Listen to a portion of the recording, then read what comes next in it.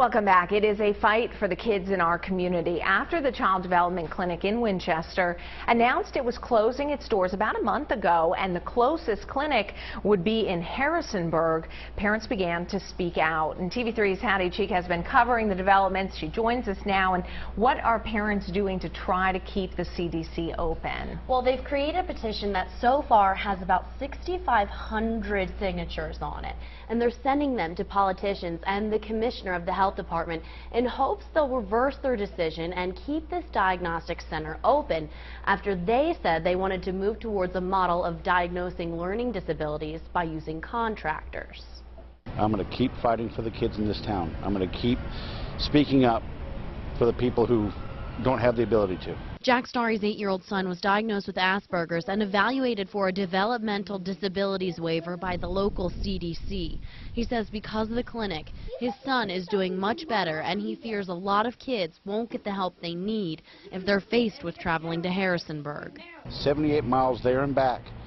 A lot of blue-collar families can't afford that, can't afford the time off of work, and a lot of children who are prone to meltdowns can't handle that type of trip with the full days of evaluation stuck in the middle of it. He says with 1 in 50 children having autism, it's time to stand up for the cause. So he created a petition, and he's giving it to politicians like State Senator Jill Vogel, who can have a voice in Richmond. I've reached out to as many people as I can to try to see what we can do to reverse this decision, because it has an enormous negative impact. She says if they can't reverse the decision to close the CDC, she believes there are other resources here in this community that we can make available, like maybe a different location or using resources from a local university.